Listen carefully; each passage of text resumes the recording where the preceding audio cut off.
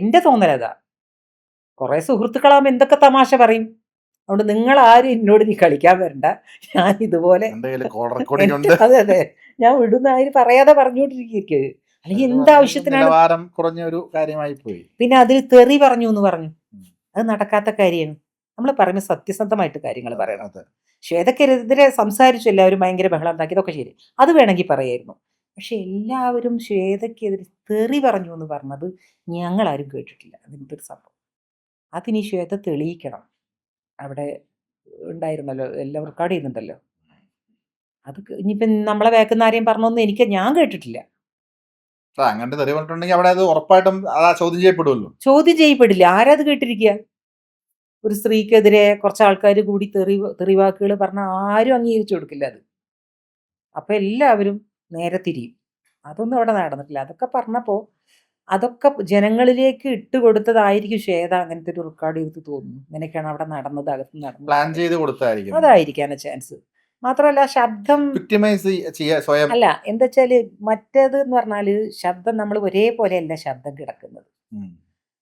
ഒരു വേറെ ഫോൺ വെച്ച് റെക്കോർഡ് ചെയ്ത പോലെ ശ്വേതന്റെ ശബ്ദം കുറച്ചും കൂടെ ക്ലാരിറ്റി ഉണ്ട്. മറ്റേത് അത്ര ഇല്ലാത്ത പോലെ. അറിയില്ല കേട്ടോ, എനിക്ക് തോന്നിയതാണെന്നോ, എനിക്ക് കേട്ടപ്പോൾ തോന്നി. എന്തായാലും നമ്മൾ അത് വളരെ മോശമായിപ്പോയി. അതൊക്കെ പക്വതല്ലാത്ത ചെയ്യലായിപ്പോയി. അതിന് ശരിക്കും പിഷാരടിയോട് ശരിക്കും മാപ്പ് പറയാം. ചതി, ഭയങ്കര ചതി.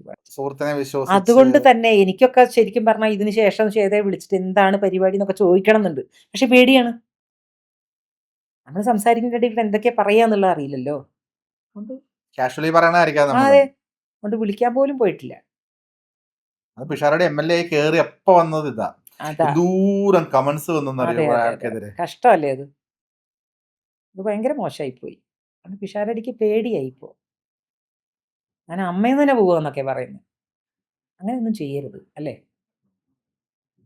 ഒരാളെ നശിപ്പിക്കരുത്. അതാ ഞാൻ പറഞ്ഞത്. അതാ ഞാൻ നേരത്തെ പറഞ്ഞത്, വഴക്ക് കൂടുക അല്ലെങ്കിൽ ഒരാൾ ദേഷ്യം ഉണ്ടെങ്കിൽ അവരെ നശിപ്പിക്കാൻ നിൽക്കരുത്. അത് ചെയ്യാൻ പാടില്ല. ആ ഭാഗം കട്ട് ചെയ്ത് കളയാം. അതെ അതെ അതെ. എന്തായാലും എല്ലാം കലങ്ങി തെളിഞ്ഞ ശ്വേതാമേനോൻ ആൻസർ ചെയ്യട്ടെ. കണക്കുകൾ വരട്ടെ. കണക്കുകളൊക്കെ വരട്ടെ. കണക്കുകളൊന്നും പിന്നെ അമ്മയുടെ ഫണ്ടിന്നൊന്നും അങ്ങനെ എടുക്കാനൊന്നും പറ്റില്ല. ആർക്കും ഇതിന് പൈസ എടുത്ത് കൊണ്ടുപോകാനൊന്നും പറ്റില്ല. അതെങ്ങനെ പറ്റും? പക്ഷെ കണക്ക് എഴുതി ക്ലിയർ ആക്കണമല്ലോ എന്തായാലും. ജനറൽ ബോഡി വരുന്ന സമയത്ത് കണക്കുകൾ ക്ലിയർ ആയിരിക്കണം. എങ്ങോട്ട് കൊടുത്തു, എന്ത് കൊടുത്തു എന്നുള്ളത് അതെന്തായാലും ചോദ്യം വരുമല്ലോ. തീർച്ചയായിട്ടും. അത് അവർക്ക് ചെയ്യാൻ പറ്റില്ല. അതിലൊന്നും ആയിരുന്നില്ല ശ്രദ്ധ. അതാണ്, തമ്മിത്തല്ലാനായിരുന്നു ശ്രദ്ധ മുഴുവൻ ഉണ്ടായത്. പിന്നെ ഭയങ്കര മണ്ടത്തരാണ് ട്രഷററെ പിടിച്ച് അതിന്റെ മുന്നേ പോയി ലീവ് എടുത്ത് പോയിക്കോ എന്ന് പറഞ്ഞത്. അത് ആരെങ്കിലും ചെയ്യുമോ? ഉണ്ണി ശിവപാലിനോട് ലീവ് എടുത്ത് പൊയ്ക്കോളാൻ പറഞ്ഞിട്ട് എന്നിട്ട് ഞങ്ങളോടൊക്കെ പറയുന്നത് എന്താ? ഒന്നും പറയാതെ പൊയ്ക്കളഞ്ഞു. അതൊക്കെ എങ്ങനെ ശരിയാവും? ആദ്യം ചെയ്യേണ്ട അതായിരുന്നു. അത് പുറത്ത് അപ്പ വന്നൊരു സ്റ്റാഫിന് വേണ്ടിയിട്ട്. ശരിക്കും പറയേണ്ടത് എന്തായിരുന്നു? കുട്ടി മാറി നിൽക്കൂ, ജനറൽ ബോഡി വരുന്നുണ്ട്, ഞങ്ങൾ തീരുമാനിക്കും എന്നൊക്കെ പറഞ്ഞാൽ ആ കുട്ടിയെ മാറ്റി നിർത്തിക്കൊണ്ട് ട്രഷററെ കൊണ്ട് ഈ കാര്യങ്ങൾ മുഴുവൻ ചെയ്യിച്ചിട്ട് പറയണമായിരുന്നു. പിന്നെ ശ്വേതക്ക് ആദ്യം പറ്റിയ തന്നെ ഈ പറഞ്ഞ പോലെ ഇപ്പൊ ഒരു കത്തയച്ചു എല്ലാവർക്കും, എനിക്ക് തെറ്റ് പറ്റിപ്പോയി എന്നൊക്കെ പറഞ്ഞ് കുറച്ച് ഒരു കത്ത് പലർക്കും വന്നിട്ടുണ്ടായിരുന്നു. ശ്വേത ആ കത്ത് അത് നേരത്തെ മൈക്ക് കിട്ടിയപ്പോ അപ്പൊ പറയണമായിരുന്നു. അവിടെ തീർന്നേനെ. ഞങ്ങൾക്ക് ശരിക്കും പറഞ്ഞാൽ ഒരുപാട് തെറ്റ് പറ്റി, ആ തെറ്റ് തിരുത്തണം എന്നൊക്കെ പറഞ്ഞാൽ തുടങ്ങിയിരുന്നെങ്കിൽ അവിടെ പിന്നെ ആർക്കും ഒന്നും ശ്രദ്ധിക്കാൻ പറ്റില്ലായിരുന്നു. ഇത് അതല്ല, ഡിസ്കഷൻ പോലും ഉണ്ടായിരുന്നില്ല. പക്ഷെ അത് ആദ്യം ചെയ്യേണ്ടത് അവസാനം ചെയ്യേണ്ടത് കാര്യം അപ്പോഴത്തേക്കൊക്കെ പോയില്ലേ, കൈവിട്ടു പോയില്ലേ കാര്യങ്ങൾ. ഇനി എന്തായാലും ശ്വേത ഇതുപോലെ ഞാൻ വിചാരിക്കുന്നു നല്ല സൗഹൃദം നഷ്ടപ്പെട്ടിട്ടുണ്ടാവും. തീർച്ചയായിട്ടും നല്ല സൗഹൃദമായിരുന്നു എന്നാ കേട്ടവര് തമ്മിൽ. സൗഹൃദം മാത്രമല്ല, പലർക്കും ഒരു വിശ്വാസവും പോയിട്ടുണ്ടാവും. സംസാരിക്കുമ്പോൾ റെക്കോർഡ് ചെയ്യുന്നു, അത് തന്നെ തെറ്റാണ്. അതെ, നമ്മൾ ഒരുപാട് കാര്യങ്ങൾ സംസാരിച്ചു. സിനിമയിലേക്ക് ഞാൻ ഒന്നുകൂടി തിരിച്ചു വരുവാണല്ലേ, നല്ല അമ്മവേഷം, അതായത് വളരെ ശാന്ത സ്വഭാവമായിട്ടുള്ള അമ്മവേഷം എന്ന് പറഞ്ഞാൽ പെട്ടെന്ന് കവിയൂർ പൊന്നമ്മ, KPS ലളിത, സുകുമാരി അമ്മ വരും. കൂടുതലും പൊന്നമ്മ ചേച്ചി. പൊന്നമ്മ ചേച്ചി കുറച്ചൊരു എന്താണ് കുശുമ്പും കുന്നായ്മ നിറഞ്ഞ അമ്മവേഷം എന്ന് പറഞ്ഞാൽ അതിലും സുകുമാരി അമ്മ വരും. പിന്നെ ചേച്ചി വരും, പിന്നെ മീന അമ്മ മരിച്ചുപോയ വരും, നിങ്ങൾ മൂന്നുപേരും വരും. ഈ പിന്നെ കുറച്ച് കോമഡി നിറഞ്ഞ അമ്മ എന്ന് പറഞ്ഞു കഴിഞ്ഞാൽ അതിൽ സുകുമാരി മൂന്നിലും പെടും. ഫിലോമിന അമ്മ, അങ്ങനെ 2-3 പേരുണ്ട്. ഈ അമ്മമാര് തന്നെ പല പല കാറ്റഗറി നമ്മൾ പറഞ്ഞല്ലോ. അതെ. നിങ്ങൾക്കിടയിൽ മത്സരമൊക്കെ ഉണ്ടായിട്ടുണ്ടോ? മത്സരം ഒരു ഒന്നും ഹെൽത്തി കോമ്പറ്റീഷൻ. അല്ല, അങ്ങനെ ഉണ്ടായിട്ടില്ല. എനിക്കുണ്ടായിട്ടില്ല. ഇനി വേറെ ആൾക്കാർക്ക് ഉണ്ടോന്ന് എനിക്കറിയില്ല. ഞാൻ പറഞ്ഞില്ലേ, ഞാൻ ശ്രദ്ധിക്കാറില്ല. പക്ഷേ ഞാൻ ചെയ്യേണ്ട റോളുകൾ പലരും എടുത്തിട്ടുണ്ട്. കാരണം ഓ, അത് അത് തന്നെ ഭയങ്കര മത്സരമാണ്. അതും മത്സരമാണോ അതോ ഒരാൾക്കാരുടെ സാമർത്ഥ്യമാണോ? മത്സരമല്ല അത്. ചേച്ചിക്ക് ചിലപ്പോ ഇങ്ങനെ പൊട്ടിത്തെറിക്കണൊക്കെ തോന്നിയിട്ടുണ്ടോ? ദേഷ്യപ്പെടണം ഇങ്ങനെയൊക്കെ കാണുമ്പോൾ ചിലപ്പം നമ്മുടെ മുമ്പിൽ കാണുന്ന അന്യായങ്ങളായിരിക്കും ഇപ്പൊ ഈ നേരത്തെ പറഞ്ഞതൊക്കെ. ഉം. വൈ എന്ന് ചോദിക്കണം എന്ന് തോന്നിയിട്ടുണ്ട്. അപ്പം ആ നടിയോടോ അല്ലെങ്കിൽ അയാളുടെ അടുത്തോ എന്തെങ്കിലും നിങ്ങൾ എന്ത് മര്യാദകളാണ് കാണിക്കുന്നത്? ഞാന് അങ്ങനെ ചോദിച്ചിട്ടില്ല. ശരിക്കും ചോദിക്കണ്ടായിരുന്നു. ചോദിക്കേണ്ടതാണ്. പക്ഷെ ചോദിക്കാറില്ല ഞാൻ. ഈ കാണുന്ന ഈ മുഖത്തുള്ള ഗൗരവമൊക്കെ ഉള്ളൂ. ദേഷ്യം പിടിച്ചാൽ പിന്നെ അതിന്റെ ഇതാട്ടോ, ഭയങ്കര ദേഷ്യം വരും എനിക്ക്. ദേഷ്യം വന്നു കഴിഞ്ഞാൽ ഭയങ്കര ദേഷ്യം. പക്ഷെ കഴിയുന്നതും അത് നമുക്കില്ല അല്ല വിചാരിക്കും. എഴുതുന്ന കഴിക്കുന്ന അരിമണിയിൽ പേരുണ്ടെന്ന് അതെ. വിശ്വസിക്കുന്ന ആളാണോ ചേച്ചി? അതെ. അങ്ങനെയും പക്ഷെ അങ്ങനെ അത് അങ്ങനെ വിശ്വസിക്കുക എന്ന് പറഞ്ഞാൽ അത് ഒരുതരം ഓക്കെ സ്വയം സമാധാനിക്കുക. ഇങ്ങനെയാണ്, ഇതാണ് എന്റെ വിധി, ഇതാണിത്. അത് സ്വയം നമ്മൾ സമാധാനിക്കാൻ പറഞ്ഞ എക്സ്ക്യൂസസ് അല്ലേ ശരിക്കും. നമുക്ക് വരേണ്ടത് നമുക്ക് വരുന്നത് മാത്രമല്ല, നമുക്ക് വേണമെങ്കിൽ നമുക്ക് വരാനുള്ളത് ആരെങ്കിലും തടസ്സം വരുത്താൻ നമുക്ക് പിടിച്ചു വാങ്ങാനും നമുക്ക് വേണമെങ്കിൽ പറ്റും. നമ്മൾ പിടിച്ചു വേണമെങ്കിൽ പറ്റും. നമ്മൾ വേണമെങ്കിൽ അവരെ വിളിക്കാം, സംവിധായകനെ വിളിക്കാം, ഇതിങ്ങനെ ചെയ്തു എന്ന് പറയാം. നമ്മളിപ്പോ ഒരു ഇന്റർവ്യൂ ഒരു ഗസ്റ്റിന്റെ എടുക്കാൻ പോയിട്ട് മുന്നേ വന്ന ഇന്റർവ്യൂസ് പല നമ്മൾ റെഫർ ചെയ്യും. അത് ചേച്ചി പറഞ്ഞിട്ട് ഒരു പോയിന്റ് എനിക്ക് ഭയങ്കരമായിട്ട് നമുക്ക് സ്ട്രൈക്ക് ചെയ്തു എന്നാണോ പറയുന്നത്, എനിക്ക് ഭയങ്കര പേടി തോന്നിയൊരു സ്റ്റേറ്റ്മെന്റ് ഉണ്ട്. അൻസിബയെ സപ്പോർട്ട് ചെയ്യാൻ എനിക്ക് പേടിയാണ്, കാരണം എന്റെ പേര് സീനത്ത് എന്നാണ്. സത്യം. ഈ കലയിൽ എത്രത്തോളം മതം കയറുന്നു എന്നുള്ളത് സത്യം. ഭയങ്കര ഒരു ഇപ്പൊ എനിക്ക് വല്ലാണ്ട് തോന്നി ആ സ്റ്റേറ്റ്മെന്റ് കേട്ടോ. അതെ, അതിന്റെ താഴെ ആൾക്കാർ അങ്ങനെ എടുക്കുള്ളൂ.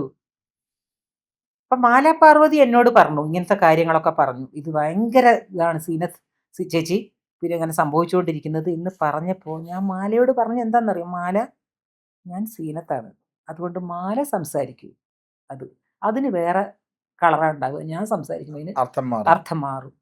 അതുകൊണ്ട് എനിക്ക് ഭയമാണ്. ഒരു 10 വർഷമൊക്കെ ആയിട്ടായിരിക്കും ഇത്രയും മതം ഒക്കെ അയ്യോ, ഭയങ്കര മോശമായിപ്പോയി. നമ്മുടെ കൂട്ടത്തിൽ നിൽക്കുന്ന ആൾക്കാരുടെ മനസ്സ് ഇപ്പൊ ഈ അടുത്ത് പുറത്തേക്ക് വന്നുകൊണ്ടിരിക്കുന്നു. നമ്മളെ പേടിപ്പിക്കുകയാണത്. അപ്പോൾ നമ്മളെ തൊട്ടടുത്ത് നമ്മളെ കൂടെ ഇരുന്ന ആള് അയാളുടെ മനസ്സിൽ ഇതായിരുന്നോ അല്ലെ അവളുടെ മനസ്സിൽ ഇതായിരുന്നോ എന്ന് നമ്മൾ ചിന്തിക്കേണ്ട സന്ദർഭം വന്നിരിക്കുകയാണ് ഇപ്പോ. എല്ലാവരുടെ ഉള്ളിലും ഉണ്ട് എന്നുള്ള എല്ലാവരുടെ ഈ കേരളത്തിലായതുകൊണ്ടാണ് പലരും പറയാത്തത്, ആ കളർ പുറത്തു വരാത്തത്. അപ്പൊ തന്നെ ഫേസ്ബുക്കിലൊക്കെ വന്നല്ലോ, പേളിയൊക്കെ വളരെ വ്യക്തമായിട്ട് പറഞ്ഞല്ലോ. രാഷ്ട്രീയം പറയുകയാണെങ്കിൽ ആ ധൈര്യം വേണം.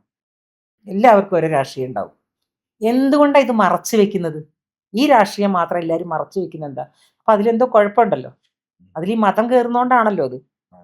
അല്ലെങ്കിൽ ഇപ്പൊ ഒരു ഇടതുപക്ഷം അല്ലെങ്കിൽ കോൺഗ്രസ് ഇതൊന്നും പറയാൻ ആർക്കും ഒരു പേടിയോ അല്ലെ മടിയോ വരുന്നില്ല, അഭിമാനത്തോടെ പറയും. ഇത് പറയുമ്പോൾ മാത്രം ആൾക്കാർ പറയണ അതിൽ മതം വരുന്നുണ്ട്, അല്ലാത്ത മറ്റൊന്നുമല്ല. ഇപ്പൊ അടുത്തതാ ടൊവിനോയെ പറ്റിയിട്ട് കൃഷ്ണകുമാർ പറഞ്ഞു, എന്ത് മോശമാണത്. അപ്പൊ അതിന്റെ അർത്ഥം ടൊവിനോയുടെ വീട്ടിൽ തന്നെ ആൾക്കാർ വന്ന് ടൊവിനോയുടെ ആശയം എന്താണെന്ന് മനസ്സിലാക്കാൻ കൃഷ്ണകുമാറിന് പറ്റിയിട്ടില്ല എന്നുള്ളതാണ്. ഈ പറഞ്ഞത് എന്താണെന്ന് എനിക്ക് മനസ്സിലായില്ല എന്ന് കൃഷ്ണകുമാർ പറഞ്ഞത്. ടൊവിനോയുടെ ആശയം എന്താണെന്ന് മനസ്സിലാക്കാനുള്ള കഴിവില്ല എന്താണെന്നുള്ളത്. അതങ്ങനെ പറഞ്ഞുകൊണ്ടേയിരിക്കും. പക്ഷെ മക്കളൊക്കെ മാറി തുടങ്ങി. ഈ പ്രാവശ്യം വിദ്യാർത്ഥികളുടെ പ്രശ്നം വന്നപ്പോൾ ഏറ്റവും കൂടുതൽ അവരുടെയൊക്കെ മക്കൾ റിയാക്ട് ചെയ്തു. അപ്പൊ ഒരു മാറ്റം വരുന്നുണ്ട്, നല്ലൊരു വിപ്ലവം വരുന്നുണ്ട് ഇനിയും. അപ്പോ നമ്മള് അതെ, കാരണം നമ്മൾ ഇനി 100 വർഷം പുറകേക്ക് പോയിരിക്കുകയാണ്. ഇപ്പോ ഇനിയും തെരുവ് കിടന്ന് ആൾക്കാർ മരിക്കേണ്ടി വരികയാണ് അവകാശങ്ങൾക്ക് വേണ്ടിയിട്ട്. അതൊക്കെ പോയി നമ്മൾ ഒരുപാട് മുന്നോട്ട് വന്നതാ, വീണ്ടും നമ്മളെ പുറകിലേക്ക് വലിക്കുകയാണ്. ഭയങ്കര ഒരു ടെൻഷൻ തന്നെയാണ്.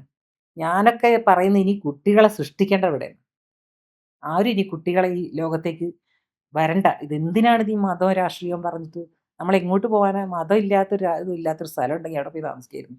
ഏതൊരു സ്ഥലം ഉണ്ടെന്ന് കേട്ടിട്ടുണ്ട്, അവിടെ നമുക്ക് പോകാൻ പറ്റില്ലല്ലോ. ഇങ്ങനെ ഏതോ ഒരു സ്ഥലമുണ്ട്, എനിക്ക് കേട്ടിട്ടുണ്ട് ഞാൻ, അവിടെ മതം ഇല്ല. ജാതി നോക്കുന്നു മതം നോക്കുന്നു ഒക്കെ നമുക്കിടയിലും ഉണ്ട്, നമ്മളുടെ അടുത്ത വീടുകളിലും ഉണ്ട് എന്നൊക്കെ നമ്മൾ റിയലൈസ് ചെയ്യുന്ന വളരെ ഷോക്കിംഗ് ആയിട്ടുള്ള ഒരു കാര്യമാണ്. നമ്മളെ തൊട്ടടുത്ത് നമ്മൾ സ്നേഹിക്കുന്ന ആൾക്കാർക്ക് ഉള്ളിൽ ഇതുണ്ട് എന്ന് പറയുമ്പോഴാണ് പ്രശ്നം.